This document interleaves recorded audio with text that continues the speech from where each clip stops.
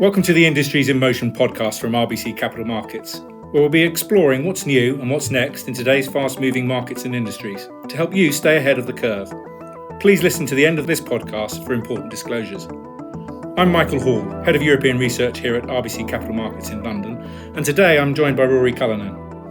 Rory has a decade of experience in the industry and joined RBC Capital Markets in 2015. He currently works in the Utilities and Infrastructure team and has a deep background in transport logistics too, covering the likes of Getlink and DFDS for us. And today we're here to talk about the competitive dynamics in the Channel and the UK's government's clampdown on the low-wage ferry operators. Hello, Rory. Hi, Mike. Well, look, I think one of the crux of this is P&O ferries and what they've been up to. So could you give us a little bit of a background in terms of who they are and what's happened recently?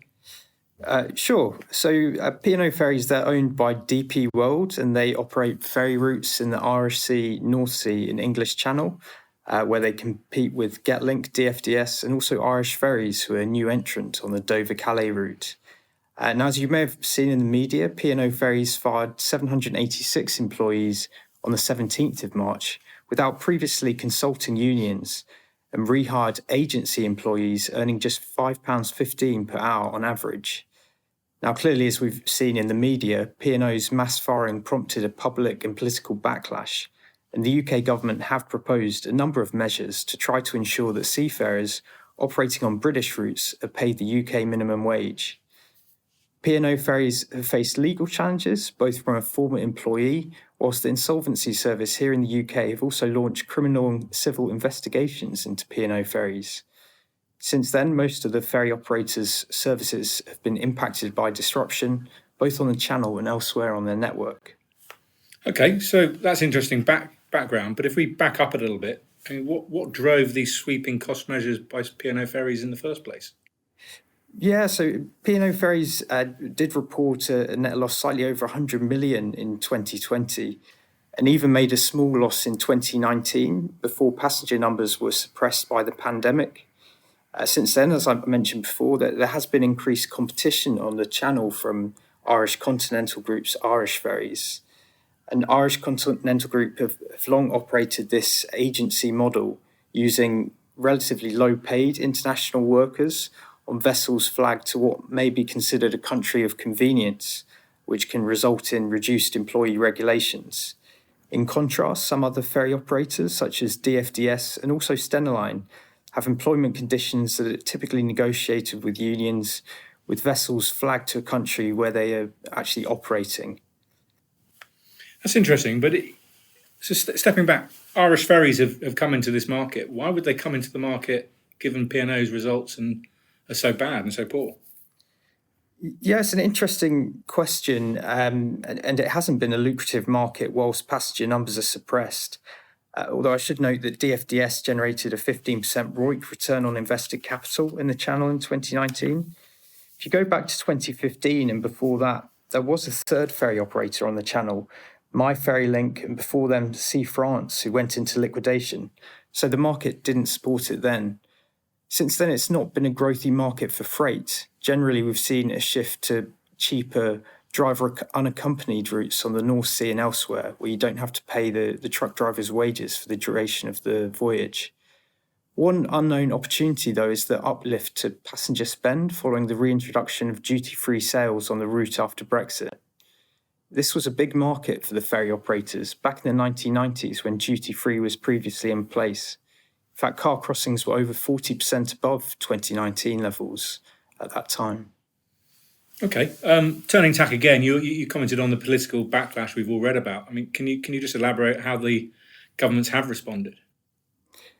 Yeah, so the UK government has been very active and will push internationally for an international minimum wage and also work with other European countries like France to try to establish minimum wage corridors to ensure that ferry operators on British routes pay the UK minimum wage.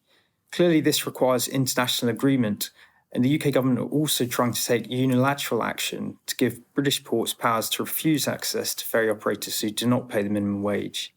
Similarly, the Maritime Coast Guard Agency have also flexed their muscles and detained a number of P&O ferries on safety grounds. And so the consequence of that then is how P&O ferries have actually responded. Yeah, and P&O ferries have signalled that they are willing to pay the UK minimum wage if competitors do, although it's not clear they've initiated that yet. It's worth noting that not all of P&O ferries' planned cost savings came from paying seafarers less than the UK minimum wage. They also planned what they described as a more flexible operating model with altered schedules for employees to reduce their overall crewing requirements on some routes. Nonetheless, we think P&O ferries will be making less cost savings than planned. Both labour costs and perhaps also insurance costs may have increased after all these ferries were detained. As a result, we think they probably have a long road back to profitability given the loss reported in 2020 and also the increased competition that they've faced. We think there's a reasonable chance P&O ferries will have to make further cuts to capacity after axing a route between Hull and Belgium earlier this year.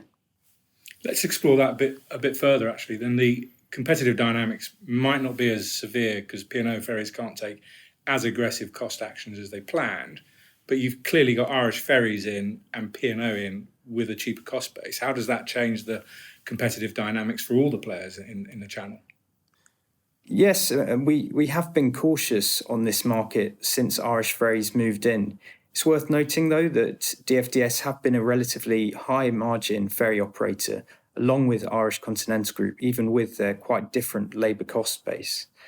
That was closely followed by Stena Line, and also whilst P&O ferries were the clear laggard among the ferry operators. Overall, though, we do see P&O ferries' challenges and the political response to their actions as an incremental positive for competitors. Firstly, there's upside from near-term disruption to competitor services. Longer term, though, we think there's upside both from announced and potential further reductions in competitor capacity. Furthermore, we also see scope to win businesses from some custom groups following competitor brand damage. Great, really interesting. Thanks for your time, Rory. It's clearly a live situation, going to evolve over the next coming months, so look forward to hearing more as the year progresses. What else lies ahead in today's ever-evolving markets and industries? We will be keeping track right here on Industries in Motion. Make sure you subscribe to Industries in Motion wherever you listen to your podcast. And thank you for listening to today's episode. Thanks a lot.